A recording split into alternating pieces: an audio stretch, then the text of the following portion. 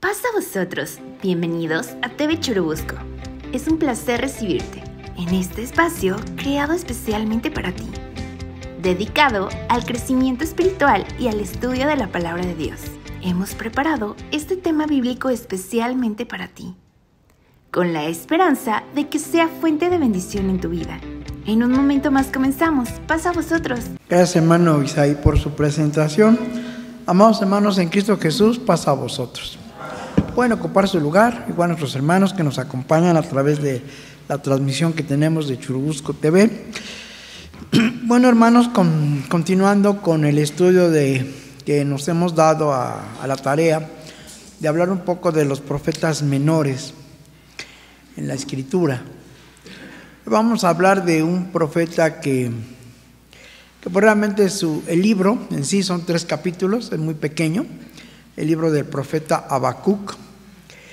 Y primero vamos a ver una pequeña presentación como introducción y luego vamos a ver algunas cosas muy en particular que hay en este libro y que, hermanos, pues a veces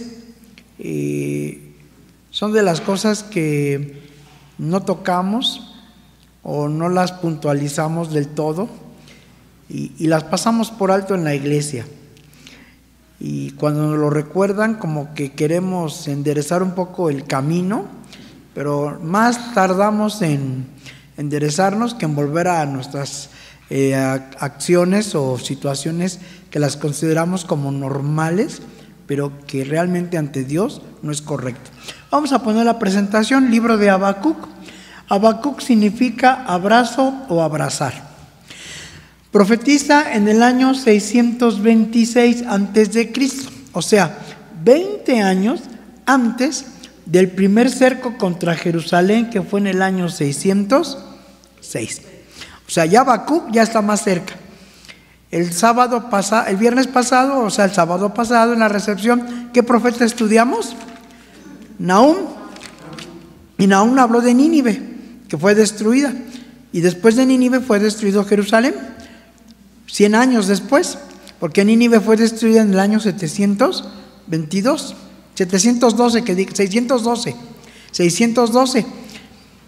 Y cuando profetiza este profeta llamado Nahum, pues él dice, esto viene sobre Nínive. Ahora viene Habacuc, y Habacuc vemos que él profetiza 20 años antes de que suceda lo del cautiverio y el primer cerco que pone Nabucodonosor en contra de Jerusalén. Bien, la siguiente nos dice, ahí tenemos una imagen, algunos así la representaban, de todos los judíos y sobre todo de muchos de los que se aventaban del templo, celosos, los sacerdotes, por la destrucción que estaba ocurriendo. Bien, la siguiente lámina nos dice, este libro contiene 3 capítulos. En el primero se habla sobre la destrucción que vendrá contra Jerusalén por mano de los caldeos. En el capítulo 2, el texto más conocido por la iglesia de Dios es Habacuc 2:20, hasta de memoria. Mas Jehová está en su santo templo, calle delante de él toda la tierra. Y aquí nos vamos a detener. ¿Cuántas veces se nos dice que debemos de guardar silencio y reverencia en la casa de Dios? Levítico 19:30, mis sábados guardaréis y mi santuario tendréis en reverencia. ¿Pero qué dicen los hermanos? Este no es el santuario, este no es el templo. Entonces aquí puedo brincar, correr, comer palomitas, traer chicharrones, tomar agüita, no pasa nada, es como si fuera el teatro. Así lo voy a entender, porque como aquí no es el santuario, como aquí no es el templo, pues aquí puedo hacer lo que quiera. Ya vimos lo que le pasó a Israel con los profetas anteriores, que decían, somos el pueblo de Dios. Y hacían y deshacían, robaban, mataban, engañaban, cometían fraude, vendían peso falso, moneda falsa, hacían todo acaparaban, cometían rapiña.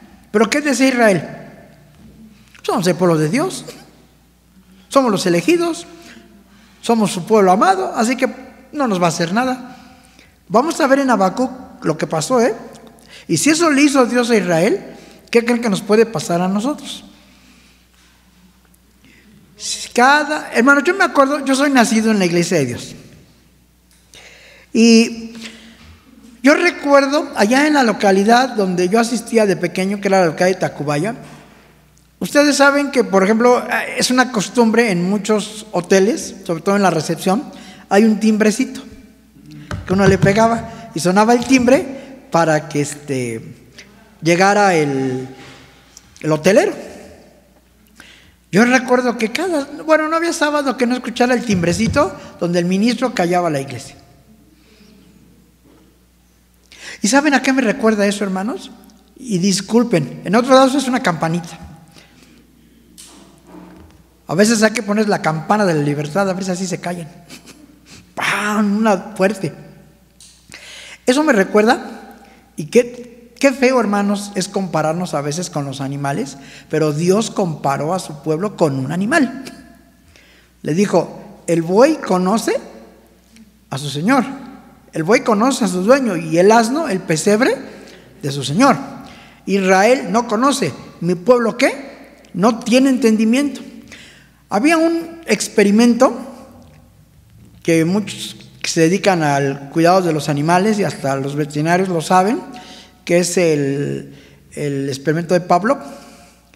Cada vez que le dan de comer a un animal, suenan una campanita o un timbre y el animal relacionaba el ruido con el sonido, con comida. Y muchas veces ya el animal le tocaban la campana y él sabía que era comida y le daban. Pero muchas veces le tocaban la campana y no le daban comida. Pero el animal, él no sabía, él ya esperaba la comida. Parece que los hermanos somos igualitos. Queremos que nos toquen la campana para callarnos. Yo en lo particular una vez ocupé otra técnica. En la iglesia platicaban los hermanos y discutían y yo me quedé calladito un día, un sábado. Y de repente, ¿qué pasó?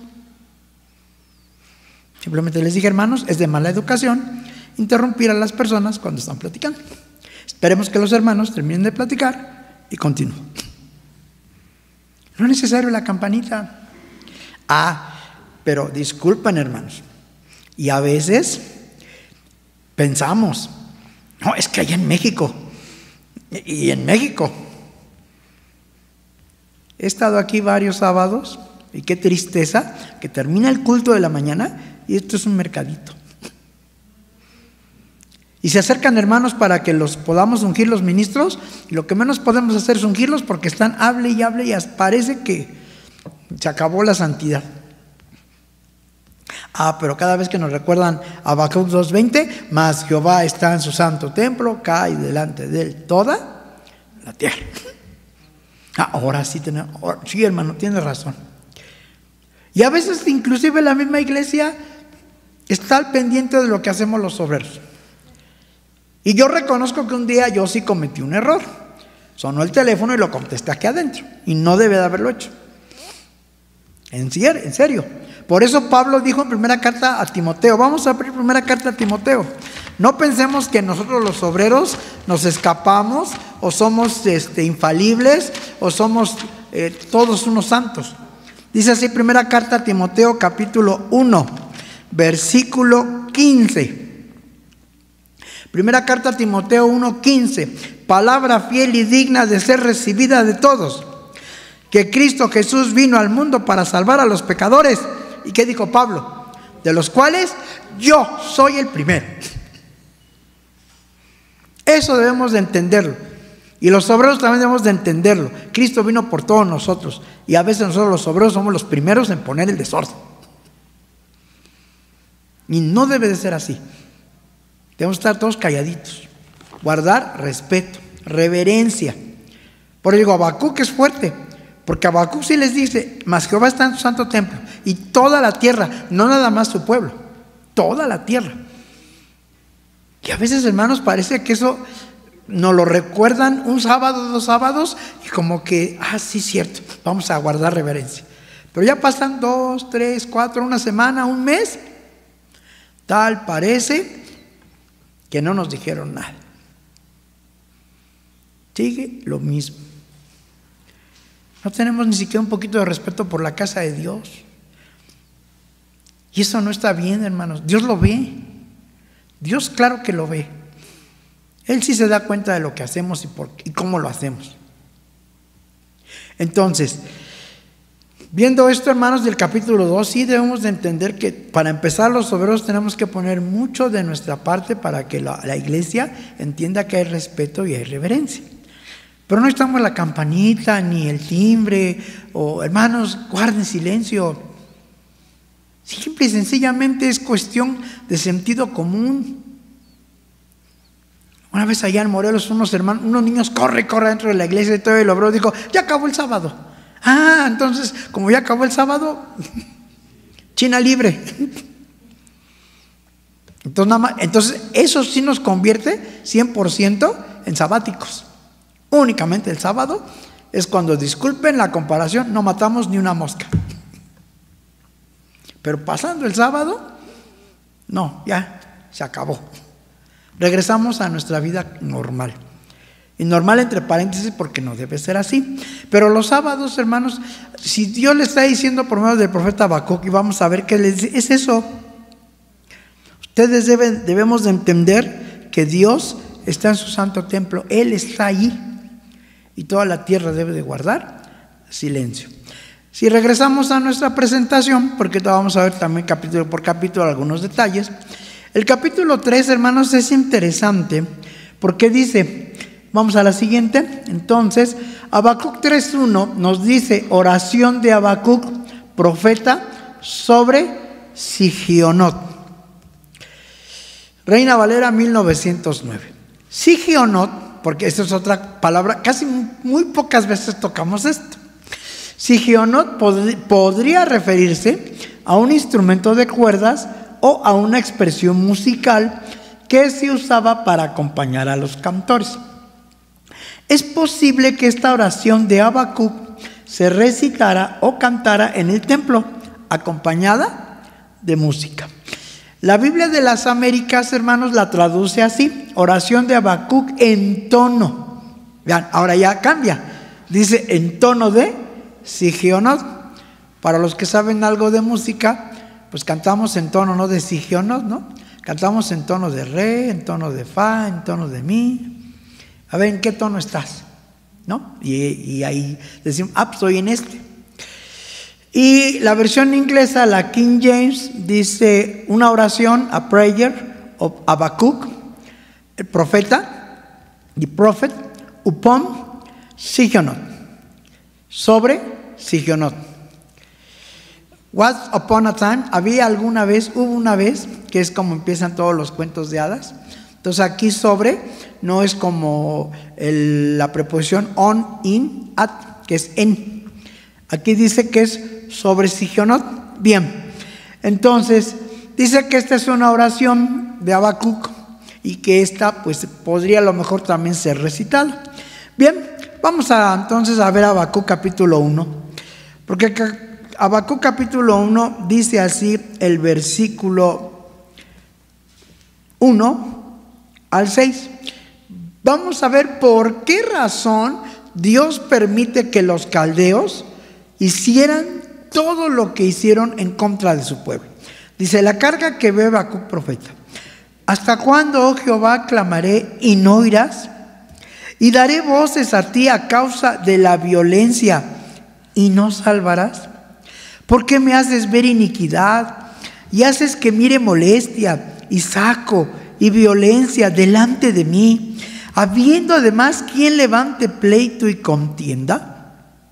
Por lo cual la ley es debilitada y el juicio no sale verdadero. Por cuanto el impío asedia al justo, por eso sale torcido el juicio. Mirad en las gentes y ved, y maravillaos pasmosamente, porque obra será hecha en vuestros días, que aun cuando se os contare, no la creeréis. Porque he aquí, yo levanto los caldeos, gente amarga y presurosa, que camina por la anchura de la tierra para poseer las habitaciones ajenas. Dice el versículo 6, y serán sus caballos más ligeros que tigres, más agudos que lobos de tarde, y sus jinetes se multiplicarán. Vendrán de lejos sus caballeros y volarán como águilas que se apresuran a la comida. Si leemos Jeremías, el libro de las Lamentaciones, porque Jeremías él vivió en carne propia el cautiverio, él decía que los chiquitos eran azotados contra las paredes, que las mujeres preñadas eran atravesadas a cuchillo. Eso eran los caldeos. Por eso dices, gente amarga, presurosa, no les va a importar nada. Pero ¿quién lo mandó? Dios. ¿Por qué lo mandó? Porque ¿qué dijo Habacuc? Me haces ver iniquidad, violencia. Bueno, ¿por qué sigo viendo esto?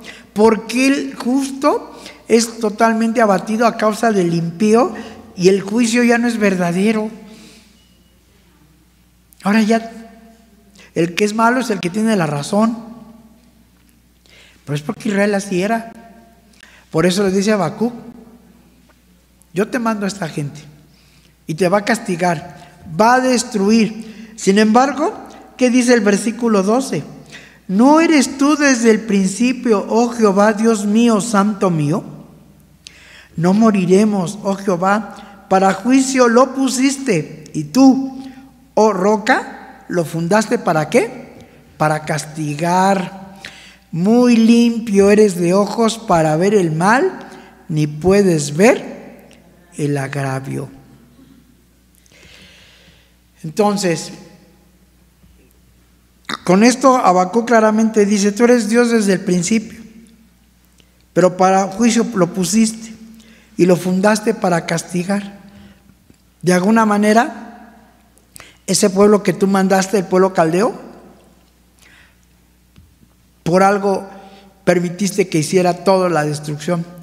Si recordamos el análisis del estudio del sábado pasado, vimos que cuando fue destruido Nínive, ¿quién se fusionó? Los caldeos y los medos persas. O sea, en aquella época los caldeos y los medos persas eran amigos. Pasaron los años, los caldeos subieron y los medos persas fueron hechos a un lado. Pero después de muchos siglos, los medos persas son los que derrotan, después de muchos años, a los caldeos. Y siempre ha sido la historia así. En la Primera Guerra Mundial, Japón e Inglaterra eran aliados. En la Segunda Guerra Mundial, Japón e Inglaterra fueron enemigos. Así es la situación.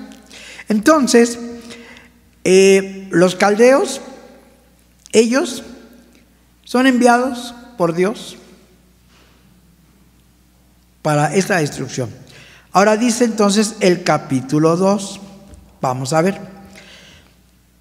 Dice el versículo 2, y escribe, y Jehová me respondió y dijo, escribe la visión y declárala en tablas para que corra el que leyere en ella. Aunque la visión tardará aún por tiempo, mas al fin hablará y no mentirá. Aunque se tardare, espéralo, que sin duda vendrá, no tardará.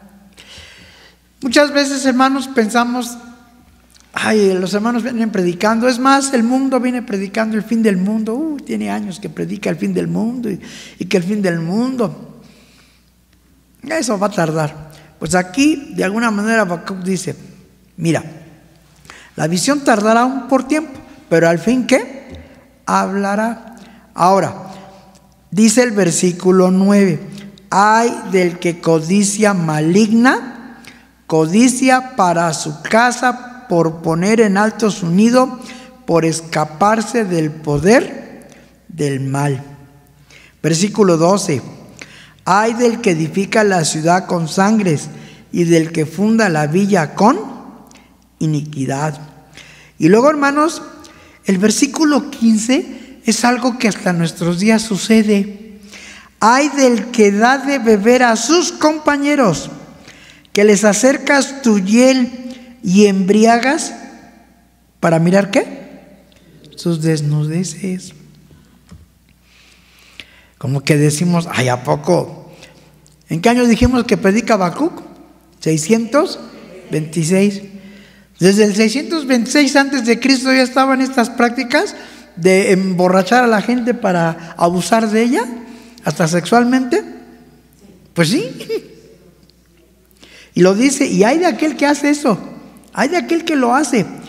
Dice entonces el versículo 18, que es precisamente por lo que habla Habacuc 2:20. ¿De qué sirve la escultura que esculpió el que la hizo? La estatua de fundición que enseña mentira, para que haciendo imágenes mudas confíe el hacedor en su obra. Ay del que dice al palo, despiértate, y a la piedra muda, levántate. ¿Podrá él enseñar? He aquí él está cubierto de oro y plata, y no hay dentro de él espíritu. Y entonces Habacuc dice, mas Jehová está en su santo templo, cae delante de él toda la tierra. ¿Dónde está el espíritu de Dios? Aquí. ¿Y se requiere oro? ¿Se requiere plata? ¿Se requiere una imagen? ¿Se requiere una figura? No.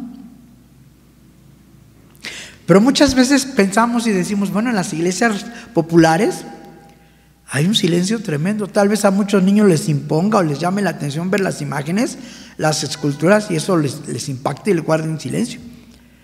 Pero aquí nuestros niños, ¿qué hacen? Corren, caminan. Y todavía la mamá, ¡ay, qué feliz la mamá viendo que su nene ya camina! Que la nena ya camina. O que va gateando. Ay, pero es que él no sabe.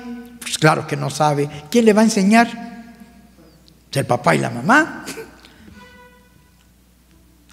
Si así diciéndonos las cosas y remarcándolas, no las hacemos, no diciéndolas, pienso que menos.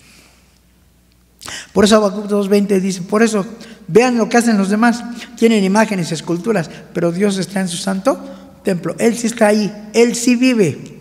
Su espíritu, su fuerza, su presencia se manifiesta. Por eso toda la tierra debe de callar delante de Él.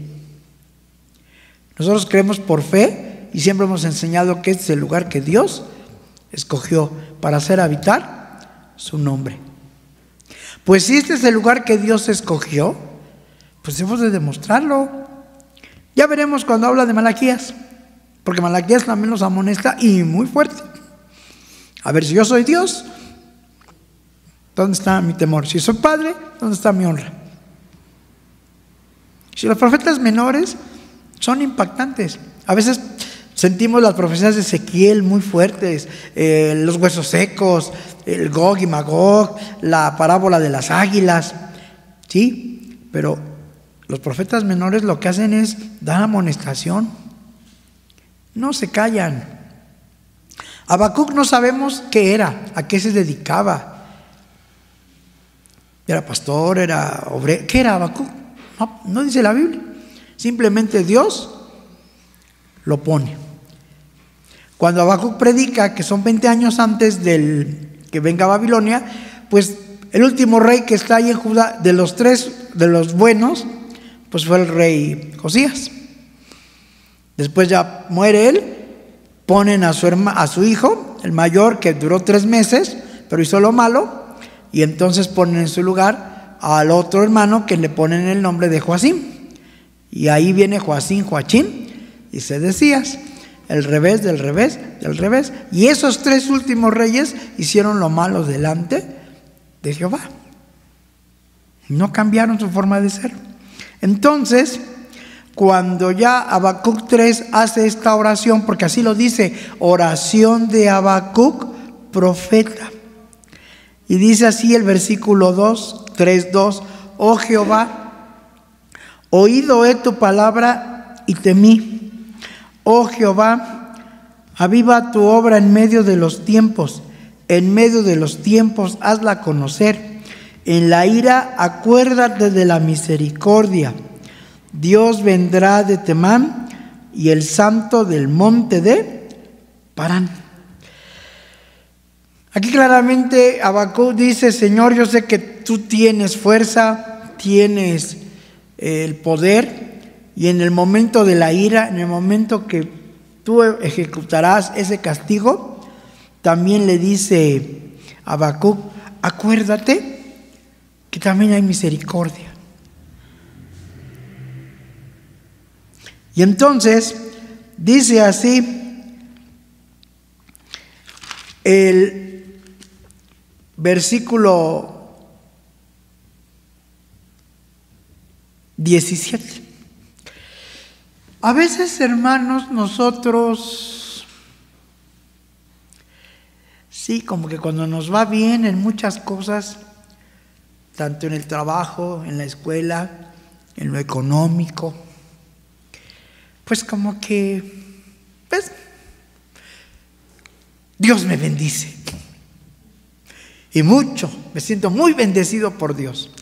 Tengo trabajo, tengo casa, tengo familia, tengo salud. Hay un refrán popular, le digo a los hermanos en broma, ese no está en la Biblia, está en el libro de los Proverbios. Dice que Dios aprieta, pero no ahorca. Así dice la gente. ¿De veras Dios aprieta, pero no ahorca? No necesariamente. Pero nosotros somos los que con nuestras formas de actuar y de hablar, de actuar y de pensar, muchas veces caemos en la trampa y queremos culpar a Dios. Y entonces Habacuc, hermanos, en esta oración dice el versículo 17: aunque la higuera no florecerá, ni en las vides habrá frutos, mentira la obra de la oliva, y los labrados no darán ¿qué? Mantenimiento, y las ovejas serán quitadas de la majada, y no habrá vacas en los corrales. Este panorama, ¿qué me indicaría? Hambre, pobreza, crisis, falta de comida, de alimentación, de alimento, escasez. Pues ¿qué dice Habacuc? ¿Con todo qué? Yo me alegraré en Jehová y me gozaré en el Dios de mi salvo. Hay un canto de los muchos que tiene el mundo evangélico que es popular también. Este canto era muy popular en los años 70. Lo cantaba un, pues vamos a decirlo así, si no artista o cantante, pues sí, uno de los que cantaba música evangélica, música cristiana, se llamaba Manuel Bonilla, que todavía vive, ya está grande el señor, pero... Y él, había un canto que se titulaba Cántico Celeste. Y ese canto, en lo que es su coro, dice: fácil es cantar cuando reina la paz. Dice, pero en el dolor es mejor cantar. Y dirían: ay, bueno, pues hasta hay una película mexicana también de dolor, se canta. Pero aquí lo que está diciendo Habacuc es eso. Mira, tal vez estés pasando por un momento de mucha tensión. Tal vez estés pasando por un momento de desempleo, de crisis. Lo vivimos en la pandemia, hermanos. ¿Cuánta gente se quedó en bancarrota? ¿Cuánta gente cerró sus negocios? Tuvo que cerrar sus negocios porque ya no vendió. Ahorita que tuvimos la oportunidad de estar el fin de semana allá en Puebla, platicando con la familia, nos acordamos y dijimos: oh, ¿y se acuerda que aquí una vez trajo a nuestra hermana Gude un restaurante que se llamaba Oaxaca de mis amores? Pues, ¿qué cree? Dice, ya no existe. ¿Cómo que ya no existe? Se cerró. Por la pandemia, se acabó. ¿Cuántos hermanos de nosotros a lo mejor nos pasó algo parecido? Que en pandemia pues tuvimos que restringirnos muchas cosas. Sin embargo, ¿qué dice Habacuc? Pues a pesar de que no haya eso, yo me debo de alegrar en Dios. Pero qué difícil es. O sea, mi esposa con enfermedad terminal, mi esposo con enfermedad terminal, mi hijo desempleado y con 2 hijos y sin trabajo, y yo también pues no tengo ni cómo ayudarlo. Y con todo y eso, ¿me tengo que alegrar en Dios? ¿Me tengo que regocijar en Dios? Y lo hemos vivido. Hermanos, que nos hemos enterado que venía la hermana a la fiesta de Cabañas, se muere, y la familia, ¿qué tiene que hacer? Pues están en las cabañas. Pero se acaba de morir su pariente. Pues Habacuc dice, con todo lo que suceda, hay un Dios que me da. Y entonces dice el versículo 19, Jehová el Señor es mi fortaleza, el cual pondrá mis pies como de ciervas y me hará andar sobre mis alturas. Y aquí al final, hermanos, si recordamos lo que decíamos acerca de lo que es Sigionot, dijimos que posiblemente podría ser instrumento de cuerda. En letras ya pequeñas dice, al jefe de los cantores sobre mis instrumentos ¿de qué? De cuerdas. Y recordemos que los instrumentos de cuerdas que tenían o que se conocían en aquella época, pues son muy distintos a los instrumentos de cuerdas que hoy conocemos. Aunque se habla del salterio, el arpa, pero la forma en que el nombre y el instrumento en sí tal vez era muy diferente en instrumento de cuerdas al que ahora tenemos. De hecho, hermanos, el piano es un instrumento de cuerdas, por si no lo sabíamos. Es de cuerdas, que ahora con toda la tecnología pues tenemos el piano electrónico y que hace diferentes sonidos, o los sintetizadores, pero el piano es un instrumento de cuerdas, mientras que el órgano es un instrumento de viento. Y así es como están clasificados los instrumentos en 3 grandes familias: de cuerda, de viento y percusiones. No hay más. Entonces aquí Habacuc dice al final en letras chiquitas sobre mis instrumentos de cuerdas. Por eso algunos comentaristas dicen que esta oración de Habacuc se recitaba o se cantaba en el templo. Pero si Habacuc decimos que es el año 626, 20 años antes de que llegara el cautiverio, pues por 20 años tal vez llegaron a cantar esta oración. O posiblemente después de que regresan de Babilonia y se hace el segundo templo, la llegaron a cantar. Pero ya no tenemos más información. Entonces, aquí lo interesante, hermanos, también es el nombre o el significado de Habacuc, que significa abrazo. Muchas veces, hermanos, el abrazo es un lenguaje corporal sin palabras. ¿Qué quiere decir? Aquí estoy contigo, yo te apoyo, cuentas conmigo, entiendo tu momento que estás pasando, o puedes apoyarte en mí. Eso significa un abrazo también. Y es uno de los lenguajes corporales más significativos que hay en el hombre. ¿Qué hizo Jacob y Esaú cuando se vieron? Se abrazaron. ¿Qué hizo el padre cuando ve que su hijo regresa, el hijo pródigo? Lo abraza. ¿Qué hace Jonatán y David después de que Jonatán le da a entender a David que Saúl quiere matarlo? ¿Qué hacen? Se abrazan. ¿Qué hacemos nosotros cuando vemos a un hermano después de muchos años de no verlo y que nos da mucho gusto verlo? Pero a veces, ¿qué decimos? Pero que no sea el abrazo de Judas.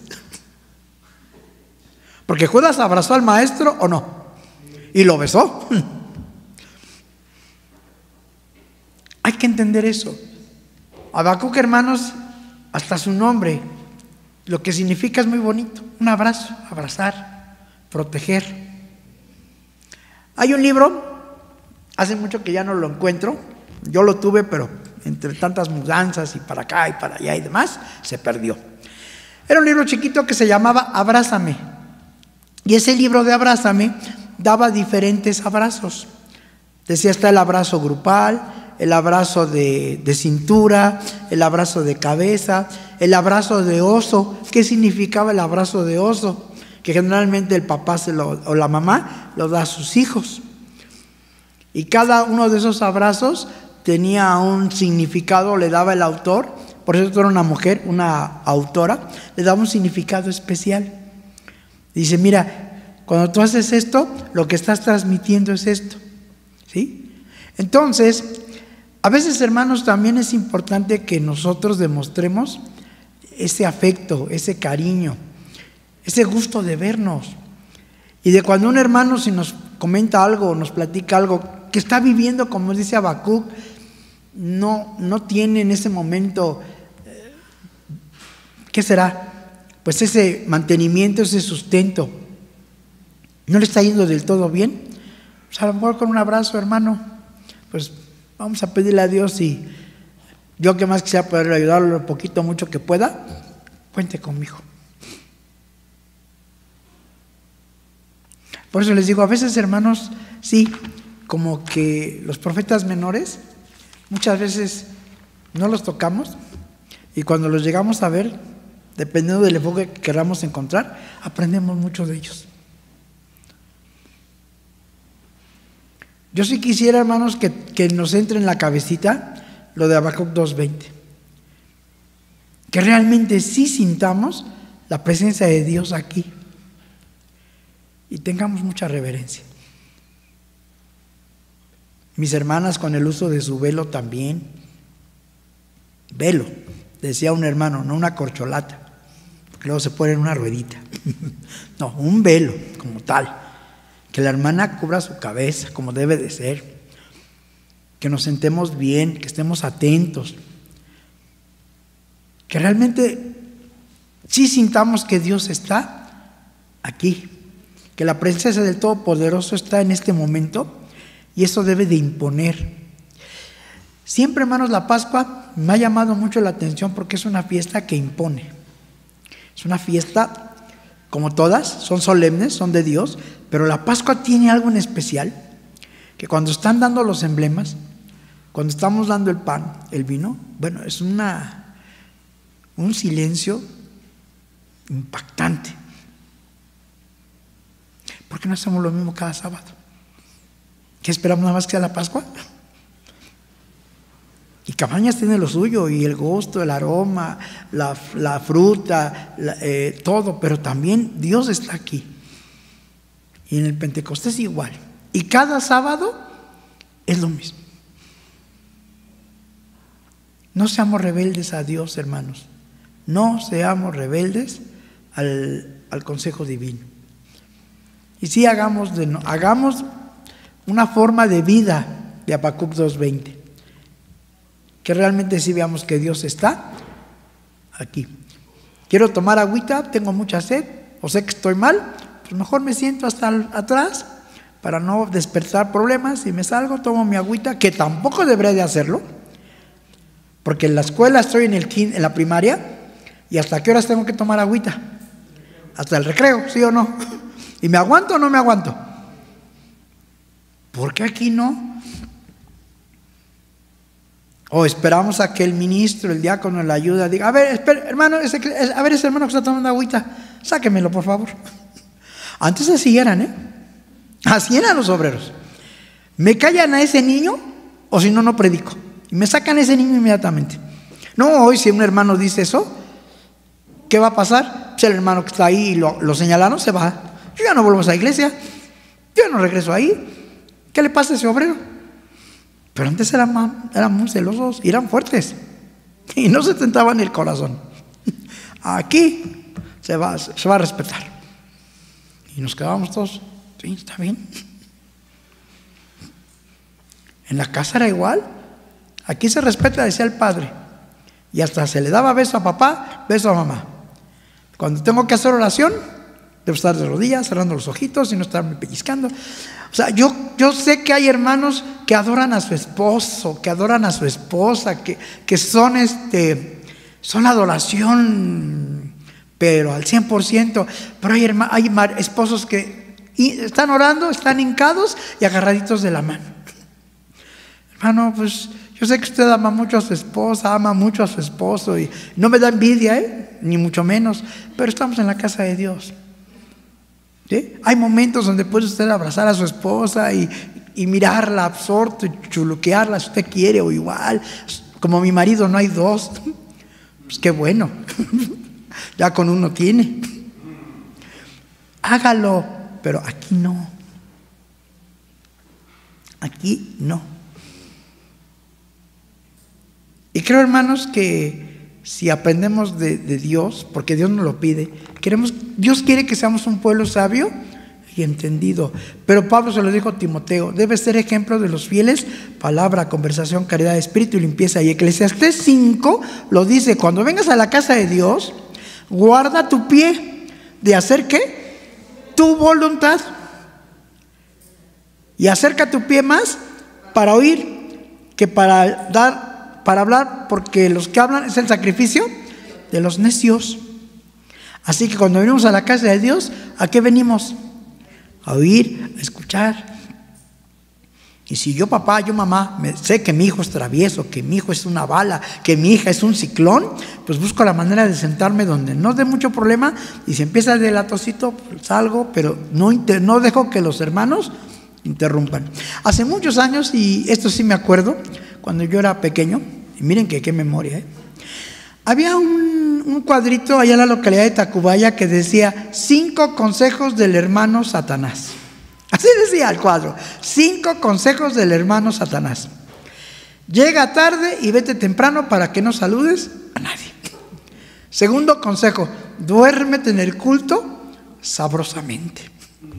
Número 3: permite que tus hijos corran, brinquen e interrumpan la predicación. Número 4: cuando tengas oportunidad de polemizar con el obrero, hazlo. Demuestra que tú sabes más que él.